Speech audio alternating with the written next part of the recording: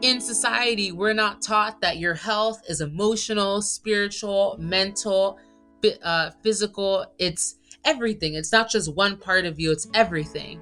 So with him helping me realize that, it was just so easy. It was like, I've never dealt with it. I talked about it, did not really talk about it in a way to move through it. It's this thing, I would just talk about it, tuck it away. How do you tuck away someone's passing like that in your life? Hello, and welcome to Grief, Gratitude, and the Gray in Between podcast. This podcast is about exploring the grief that occurs at different times in our lives in which we have had major changes and transitions that literally shake us to the core and make us experience grief. I created this podcast for people to feel a little less hopeless and alone in their own grief process as they hear the stories of others who have had similar journeys. I'm Kendra Rinaldi, your host. Now, let's dive right into today's episode. Today on the podcast, I have Diane Nnaemeka.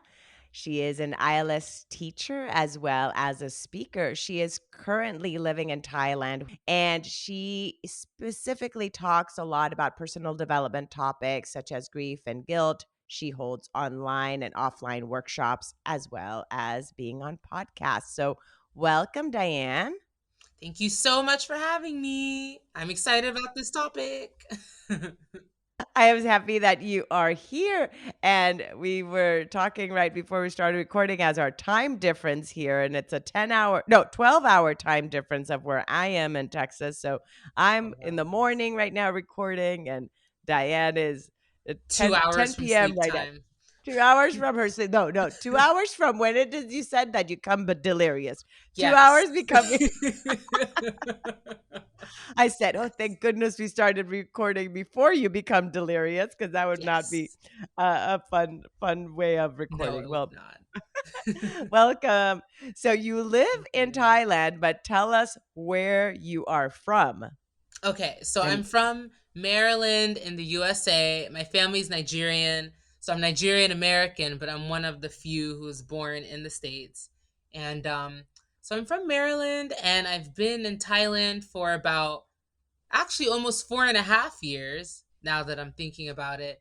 And it's been a wild ride. You know, the culture shock, just coming here with I'd never even been to Asia. And then I just came to live here. And I told my family 6 months, and then it was 4 years later.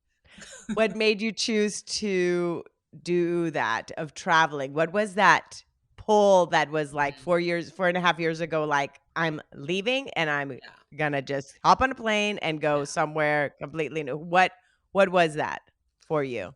You know, so I was working as a host in a ramen restaurant, a Japanese ramen restaurant. And it's this kind of position where there's just no upward growth. That's where it is. You're not going to make more money, nothing. At least at this restaurant.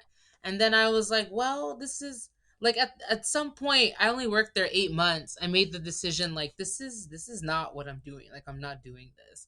And then I had a good friend at that time. She was teaching in South Korea. She suggested, hey, just try teaching in a country. Like, she said it was very rewarding. She's never had any experience like this before. And I was like, that's really all you have to say to me. Like, I want to try it.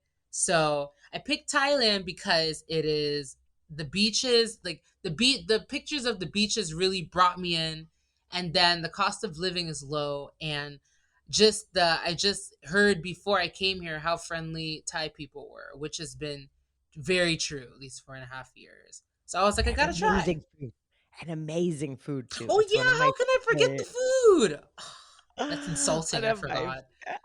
One of my favorite types of food is Thai food, which I didn't get to try till probably only in the last maybe 19 years was the first time I tried Thai food, but it became very quickly one of my favorite ones. So I love it. Do you remember your first dish that you tried? Well, it was always pad Thai was one of those, like, ones that would get. My husband loves fried rice, but with the pineapple basil fried rice. Mm, Like that, yeah, yes. that's like That's what he likes. Yeah.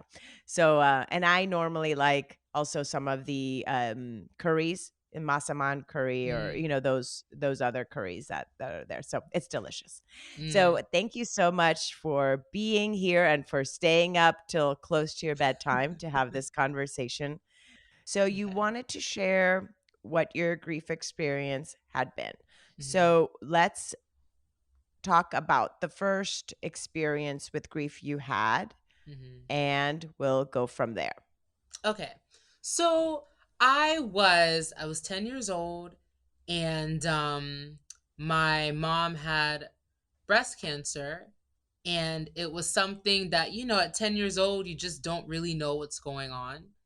And there were a few conversations had that were kind of like I can't remember that word. It's kind of like not like a pre-warning, but this thing where it's like she could. Alluding to it, like Yes. alluding to the fact that she could Yes. die from it. Mhm. Yes. And I was 10, I didn't really know. And then just one day the news was relayed to me, and it was just life changing, and not the best way. But, you know, and now this is 18 years later. That was in 2004.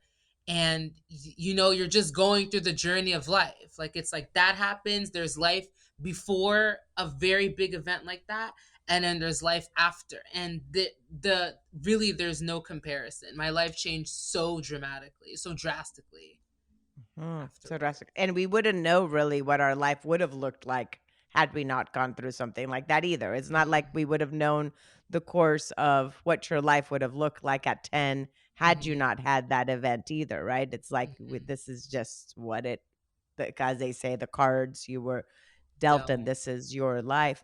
Yeah. So when you were 10, what was your understanding of death then? And in the Nigerian culture, Hmm. what was the belief that you grew up with in your family about death? So, honestly, death is not really talked about in my family. So at that age, at 10 years old, I hadn't experienced any. I don't really even think I remember experiencing anyone else I know passing away. So this was really the first one. So I'm 10 years old. I've not really dealt with death before, and it's not talked about in my family. So it's really just this thing where it's like, oh, well, what do I do now? I have no knowledge, no nothing at that time. And also because of the fact we didn't really talk about it, no one in my family really talked about it with me also. But I think that's just the dynamic. It's not really anyone's fault, because even to this day, 18 years later, still not really talked about. How about, do you talk about her as a family? Do you remember your mom as a family? Are memories shared? I'm just curious, like what was Mhm. it around at some families, because it's so painful, Mhm. choose not to even talk about the person that's died, and Mhm. in others maybe they do. So what was it Mhm. for you? Was your mom not mentioned pretty much at all after that, or Mhm. were memories shared? Memories were shared, but not very often. It's this thing where, and it is something I want to touch on a little bit later, where something like that happens, and there's this time period where people come and visit you and they talk to you about it, but it doesn't last long. But I think that's also just how we as a society look at it. Like, oh, it's happened a month later, okay. Like, other people move on, but for you, you're like, no, like there's no moving on from this. My life is changed forever. So yeah.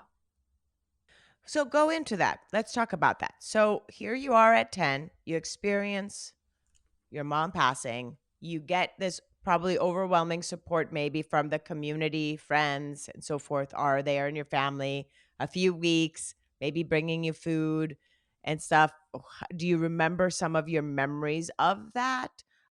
It's not very clear, to be honest. I don't remember that much. Family members did come by, did bring some food occasionally. I did stay over at other family members' houses more often. Actually, in general, I started staying over at family members' houses more often. Like that became a thing for some years.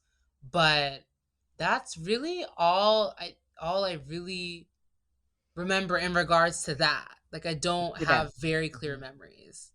Is it more than one? Is it how many siblings are you? Do you have siblings? How many children are you?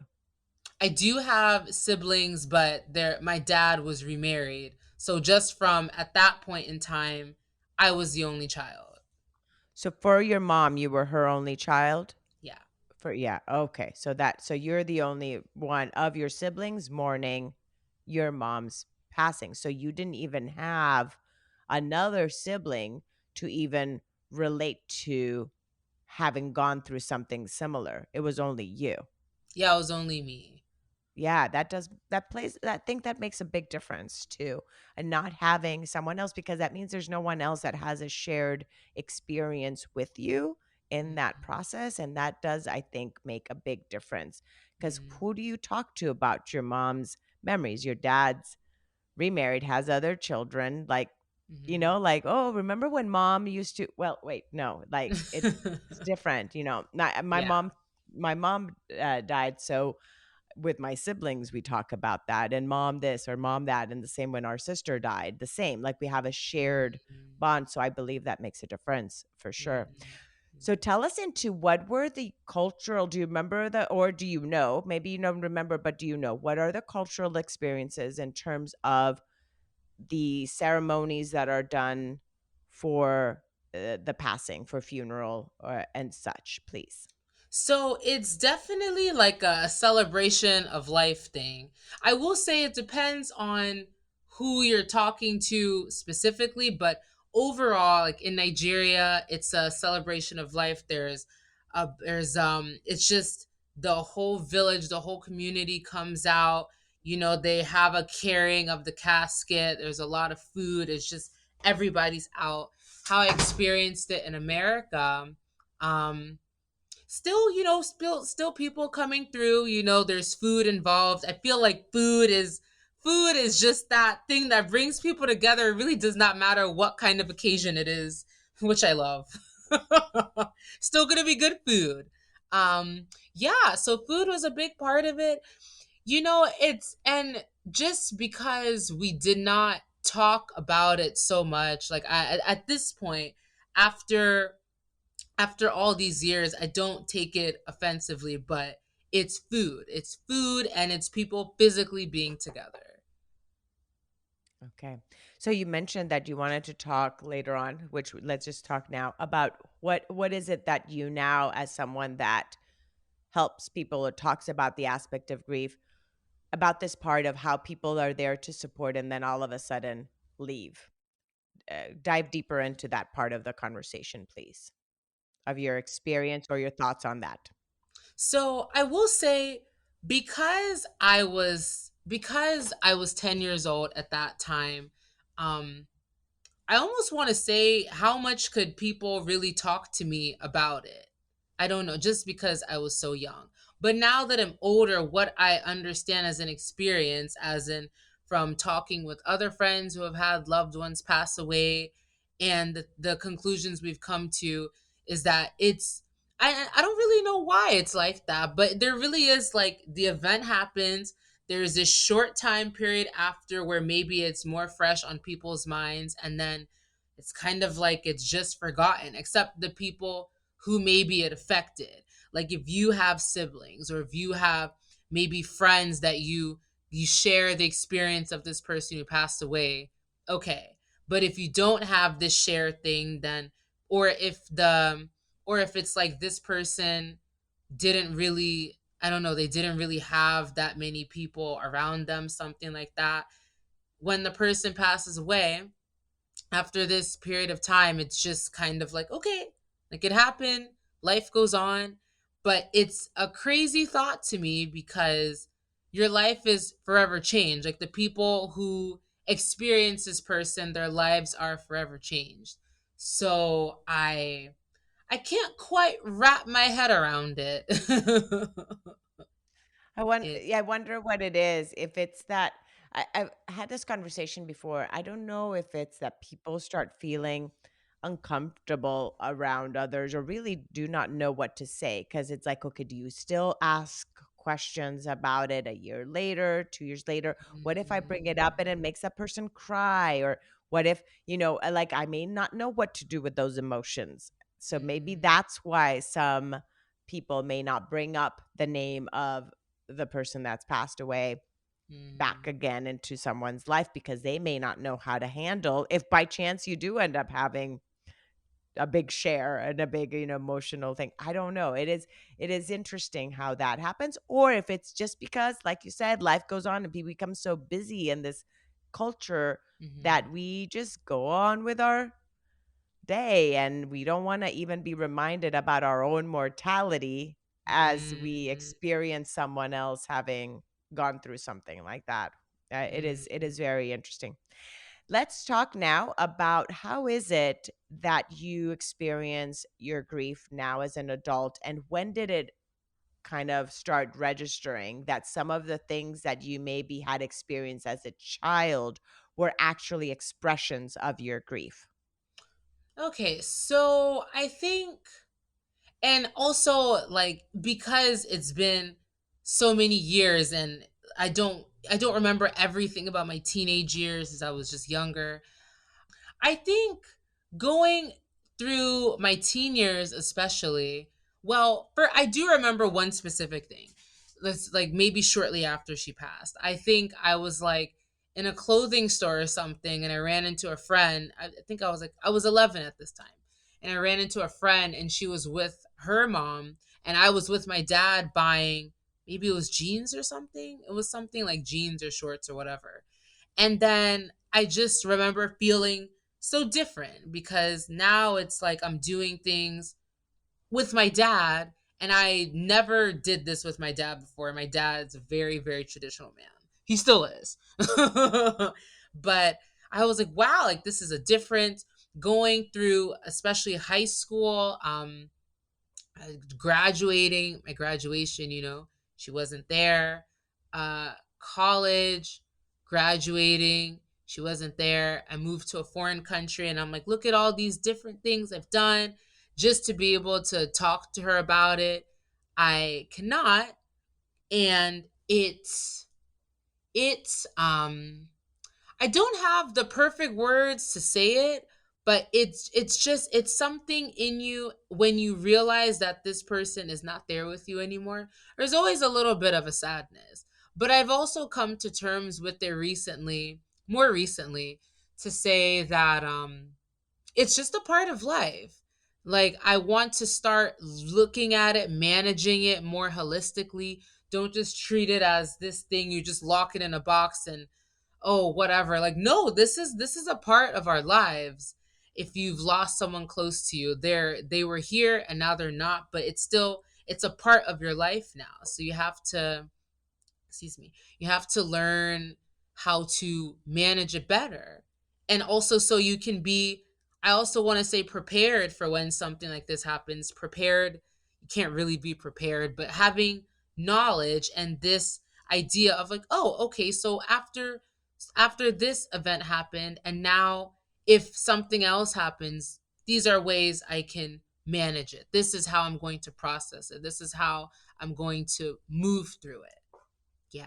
Yeah, moving through it. That's a great expression. And tell us, what are some of these ways that you've moved through it as Mhm, you've been navigating your grief? What are some of these tools you've used to just mhm. incorporate it, make it just be part of who you are and your life now as an adult? Man. Okay, should I start with the Ayurvedic story? Because it's kind of the Go with it. Go okay. with it. Go with it. So I think like repressed grief and just not having dealt with it, I think it was really like building up in my body and my chest for a long time. And there was a time in 2020, about about 2 years ago, where I started really having chest pains and I just didn't know what was happening. And then I started seeing an Ayurvedic doctor and pretty much came to the conclusion like, hey, there is a lot of things you need to let go of. So this is so he helped me to be aware of this at first because I was really unaware. Like looking back 2 years ago, I didn't realize how unaware I was of how grief could do that to you. But that is also because in society, we're not taught that your health is emotional, spiritual, mental, physical. It's everything. It's not just one part of you, it's everything. So, with him helping me realize that, it was just so easy. It was like, I've never dealt with it. I talked about it, did not really talk about it in a way to move through it. It's this thing, I would just talk about it, tuck it away. How do you tuck away someone's passing like that in your life? So that really helped start talking about it. Actually, that's probably number one how it started. There was the physical sessions of like these hot oil massages, and the oils are I don't know exactly what oils they, or I don't remember anyway, but the oils are supposed to help to pinpoint certain points in your body and release things. But number one was talking about it and talking about it regularly. I was like, wow, this is my time to talk about it and move through it and not just tuck it away. So talking about it helped. And after those sessions, after those Ayurvedic sessions, no, actually before, during, during the sessions, writing about it also. Writing about it really helped, started really releasing it. And it's like I've had a diary for years, but I didn't really write in it that much. But those 3 or 4 months of those Ayurvedic sessions, man, I filled up that notebook. It was crazy. Um, so I talking thought about just it, came to my mind. I'm sorry. I thought just came to my mind of the why you were pulled to go to Thailand. And it might have just been part of this journey of your grief that you needed to mm, experience having gone to an Ayurveda and realizing that, that you were storing this grief within you. And yeah, had you maybe not gone to Thailand, you would have not been exposed to maybe an Ayurvedic, practitioner at that time in order to help you with moving your grief. I don't know. As you were sharing that, I'm like, wow, she moved to Thailand. Then after she was able to experience this, and yeah, like man. it's this, yeah. I started Had you, thinking of that a little bit also as well. Like I didn't actually, you saying that tied it more together, but I've had this thought before like, oh, like maybe part of me coming here was just to heal. Maybe it wasn't yeah. just to teach. Cuz I've done a lot of healing period. Like I don't even know who I am compared to 4 years ago.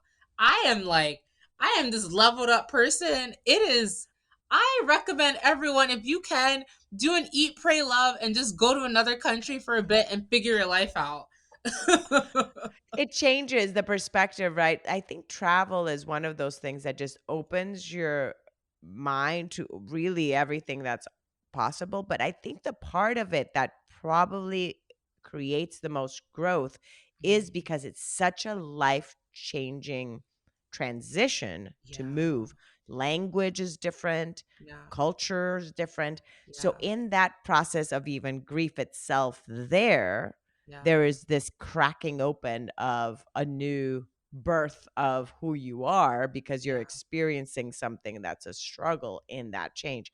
So I'd yeah. say, yeah, grief in moves is huge and it awakens all these other aspects of our growth as well. So that's awesome. Okay, so you talked about it, you wrote about it, and this Mhm, whole process started. Now, how as you were doing these sessions for 3 to 4 months, how mhm. did this pain on your chest start releasing as you started moving your grief through your body and out? It was just like a natural part of it. I started it wasn't even just grief related to my mom. Then other things started coming up, other things I needed to let go of. There was so much purging, and I guess my body physically also purged as well. Cuz mentally, emotionally, I was like, "Get it out of me. I don't want to deal with this anymore. I don't want to have these negative thoughts. I don't want this to hold me back anymore." So, I think that was a big part of it. Yeah. Wow, just yeah, the purging, just cleansing, letting go, releasing. So I'm sure you feel so much lighter. Do That's probably you? why you say you're so different now. Like, so what was it that how was it that you carried yourself then 4 years ago prior to moving? How, Mhm. what do you remember your body felt like then to as how it feels now? I didn't have, and my eating habits are still not 100%. They're not 100%, but they were so much worse back then. When I was working at the ramen restaurant, would always come back around midnight and have the heaviest ramen cuz it would be what's remaining in the kitchen. I did that for months. Also, just I was more anxious back then. I was more anxious. Of course, like now I have more freedom in my life anyway, so some of the anxiety might have just been feeling more trapped and more stifled, but I just feel more free, and I'm taking care of myself more, and I've grown cuz I'm 29, so I've spent most of my 20s here, and I think there's like that natural growth, and I got to do it here and get to just be around other people who are experiencing similar things. And age here, it seems to not even matter. Like I have friends of all different ages, which is nice. And cultures, are there a lot of different cultures also of people living in Thailand? There is a lot of European people, Russian, Ukrainian, French, UK, also like other Asian nationalities, Chinese, Malaysian, from Hong Kong, and then of course Americans. There's not too many Africans here. They're here. There's not too many, and there's. I feel like it's growing though. Like more Africans are coming, more Black people in general are coming, but there's still way more European people here. Now, how was it experiencing then being in an Asian country like Thailand as an African descendant woman there? What was that for you? Okay, let's go into that because it being one thing is being a minority in a country which is considered minority, which it really is. I'm Hispanic, and technically we're it's like we're considered minorities in countries in which there's a lot of us, right? Yeah, But really, here you really were a minority. That so really. really, and not only just because of your culture, but your language. So, how Yeah. was that experience? What was it like? When I first, so before I, right before I came, maybe a few weeks before, I started looking up like articles like Black people in Thailand. I need to know what's going on. What's the tea? I hope everything's okay. I don't really know. So then I came here, and if I look back at it, this is so dramatic. But in my head, I was like, I didn't see any Black people on my way here, so like I'm just gonna stay in my room for a few days. I was so dramatic then. And although I will say the town I was in, my first town I was in was a smaller town anyway. So you're talking about in general, there's not even that many foreigners. It's a small group of foreigners. So it was and then some of the teachers I worked with, not like foreign teachers, but some of the staff of the school, there were misunderstandings because there's just not Black people there. They don't know, they just don't know. They they just don't know. So it was a little uncomfortable the first town I was in, and then I moved to where I am now, which is Chiang Mai, and it's so much more diverse. I have not had too many things happen. There's the occasional stare, or when I was in a school, the occasional like, oh, like the teacher here is, well, as time went on at my old school, there were more Black teachers who joined, but the first year, I think there was me and one other Black person, and then like everyone else was I think like European. Sorry, I don't remember complete details anymore, but yeah, it was, I had to really get used to it. I had to really get used to it. Now it's okay because I mean, what choice do I have? I stick out everywhere. Embracing it. Yeah, you're like embracing the fact that you're gonna stand out. Just wear loud clothes, Yeah. loud, bright red lipstick, make an entrance already. Why not? You have to. You have to celebrate Yeah. yourself. Celebrate it. Wonderful. Let's talk now about what it is you do in the part of speaking and workshops and online, and how it is you guide the individuals that you're talking to in Mhm. different topics. And why did that come about? What urged you to become a speaker and to be able to have these workshops? So I think, after the Ayurvedic sessions, it wasn't something, because the Ayurvedic session stopped early last year, and it's not something that right away I was like, okay, this is what I want to do. But this year, because I had such like a dramatic career change, because I left my old school, so now I'm just a part-time online teacher. I'm not working in a physical school anymore. All of these changes, I was like, it's time to really do what I feel inspired to do. And the Ayurvedic sessions and how much better I feel really inspired me to just to know that you can move through it, and it doesn't show up the same way. It doesn't mean like if you have repressed grief you're gonna have chest pains. It can show up in a lot of different ways, but just knowing that this is how it happened for me, it really inspired me. So this year I have done a few workshops. I did an in-person one and an online one just about grief and the different kinds of losses you can experience, because it's not just death. It can be, like relationship breakups, can be friendships, can be romantic, can be just people you don't have in your life anymore, can change your lifestyle, could lose your mind. I actually had this talk with someone. I was like, that's pretty deep, but so so loss, and then processing it, and then how to look at it more holistically is what the workshops have been focused on.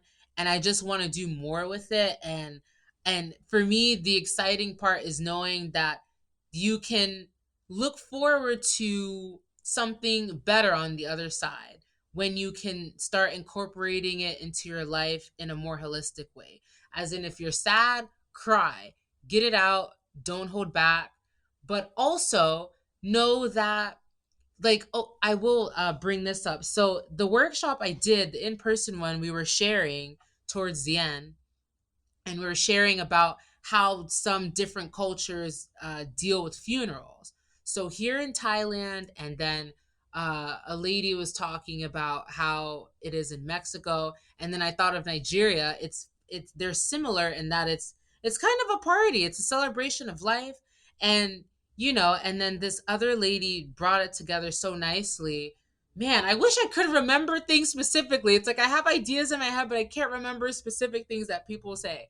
But she basically said like that it's a celebration of life. They were here and now they're not here, but we should still remember them, and how we move in our day to day, honor them. They were here. You don't need to pretend like they weren't here. Repressing that is not helping you in moving through it in any way. Of course, you also have to get to this point where you're aware of this and where you even want to start moving through it.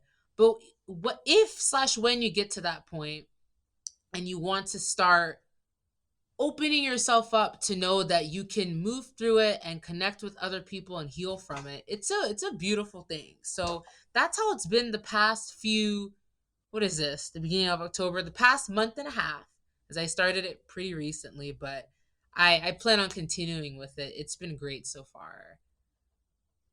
The part of you doing these workshops, not only are you allowing these people to share their stories, you get that opportunity of sharing it yourself, and it helps your own grief journey, right? And that part of community, because you mentioned that you were part of a Facebook group. That's how you met some people that then led you even to talking here. Hmm. That part of community is so Yeah. important, and I've realized that it makes a crucial difference in how we experience grief Yeah. if we have that sense of community. And so for you Yeah. to have found community in which you can talk about your mom, talk about your grief, Mm, since it was not talked about when you were a kid that much with yeah. the people you were around, then you've just, yeah, you've created that, you've found it. It's so freeing. I realized at that point I hadn't talked about it in a group setting before. And I didn't even go that much into detail really. I was like, "Hey, like this is what happened. Like my mom passed this many years ago. I was this age." And I think that might have been all I really said about it specifically. And then I started talking about how it affected my life more, but it was so freeing. And then other like I talked to some people afterwards, and just kind of, because it's not that there aren't spaces where people talk about this, but they're not everywhere. Like there are some things that are very common, like the supermarket. Like there's a supermarket everywhere, but there's not these groups where you can talk about things like this, because like we know it's not like a quote unquote sexy topic, it's not a hot topic, but it affects everyone. So why should we deny it? And you should have support That's and knowledge as well. it's exactly, and exactly why I even created the podcast, because it was something I felt was needed, is was for people to not feel alone as they Mhm. were going through their own grief process, and to listen to different people's stories and find that relatability, because we can't say I know what you went through, because we don't. Mhm. Each individual is so unique. Mhm. We can relate to someone else's experiences, Mhm. and they can help us in our own process to not feel so judgmental about our own way in which we grieve. Yeah. You mentioned that the other topic you like to talk about is guilt. You said grief and guilt in your topics, or that's one of the other things. What about guilt, and how has guilt played a part in your life and your journey, and why is it that it's something you like to talk in your workshops? Some the topics that I like to focus on, it's these are topics that I've either really thought about it, how it showed up in my life, or I've been talking about it with friends a lot, like over the years, like different situations, different experiences. And the thing about guilt is it's another thing that I think I had to let go of. I had guilt in regards to, like I'll say in regards to, my mom not being here. Like I don't really have a logical reason for that. I don't have it anymore, but at a certain point I did experience guilt in regards to that. I experience guilt in friendships, maybe how you're expected to show up or how other people want you to show up, and you realizing you can only show up the way you show up. You can only do the best you can. If someone wants you to call them 24/7, that's not happening because I have my own issues. So I release guilt in that way. Guilt showing up, and oh man, there was something else I just had a thought and it just left. Let me see if I can remember. Guilt showing up in certain family dynamics, because in a Nigerian family there's this, I mean, yeah, let's just say it. There's this idea that you should be a doctor, a lawyer, a nurse, an engineer, a scientist, whatever, one of these careers. And I went the complete other way. And I used to feel either guilty or inadequate. And, this year I just, woof, it's like last year was purging. This year was more purging for different reasons, but it's just purge, purge, purge, purge, purge. And I want to share that with others because it helps you look at yourself better and not hold on to all these things, and it's really other people's expectations. Like it's not even really from you. Sometimes it's your own thoughts of how other people experience you, and it deals more with other people, and you shouldn't have these thoughts within yourself. Yeah, we judge ourselves based on what we think others are judging us, and letting go of that makes a big difference. Letting go of that judgment or perception that we have that others may feel about us. Yeah, I totally can relate to what you're saying. How do you continue your relationship with your mom now? Wow. So I think of her at least once every day. It feels like it's not always a sad thought though. Maybe it's just a thought like, oh, like maybe I'll. Like for example, like for some reason I started really missing this stew she would make, this chicken stew. It was just chef's kiss. Tasted so good. There was something I think I ate that kind of reminded me of it, and I was like, man, like I wish I could have your chicken stew. Like I just have these, it's like I know she's not physically here, but I do still think of her in ways where I'm like, I know you're not physically here, but for me, I know you're here somewhere. So, and you mentioned food again. So, do you prepare anything? Have you learned to prepare anything that your mom used to, like this stew that you're mentioning? Have you learned to prepare it? Or yes? Well, I was nodding my head that Yes. not in agreement because I cannot do it the way she did it. Okay. Okay. But I do, I anytime, it's kind of like in general, if I eat stew, I just think of my mom. Like I never learned how to make it the Mhm. way she made it. It feels like home. It, It feels like it home. feels It like feels like home. her. And certain smells Yeah. also. There's actually her specific smell. I will randomly smell it. This happens like maybe once a month or something. It's just a whiff. And I'm like, okay, I guess she's here, maybe. There you go. So you acknowledge when you have those moments, acknowledging her presence in those moments in which something around you reminds you of her. So continuing that bond in that way. Yeah. That's beautiful. Thank Thank you you, so Diane, for much. sharing that. Thank you. Now, how can people connect with you? What's the best way they can connect with you? Instagram, Facebook, and how can they find you? And I'll make sure to add the links at the bottom. Okay, so I'm on Facebook. I have a Facebook group, it's still small, it's still growing, but this is just so I've posted some things about grief and also just like inspirational quotes or stories. And then I have a LinkedIn page. My Instagram, I started using it more because really there was a certain point where it was like a year and I hadn't added a picture. And then, I had some friends start getting on me and I'm like, okay, I'll start. So now I use Instagram more. So yeah, Instagram, Facebook, LinkedIn, and email.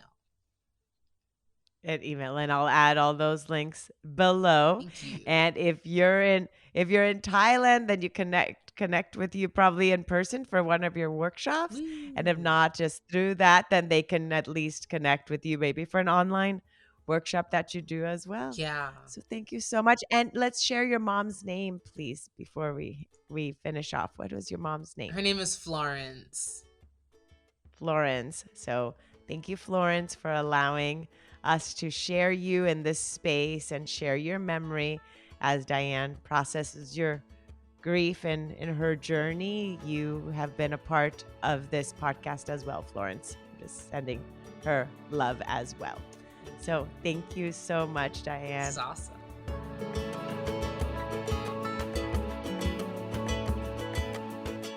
Thank you again so much for choosing to listen today. I hope that you can take away a few nuggets from today's episode that can bring you comfort in your times of grief. If so, it would mean so much to me if you would rate and comment on this episode. And if you feel inspired in some way to share it with someone who may need to hear this, please do so. Also, if you or someone you know has a story of grief and gratitude that should be shared so that others can be inspired as well, please reach out to me. And thanks once again for tuning in to Grief, Gratitude, and the Gray in Between podcast. Have a beautiful day.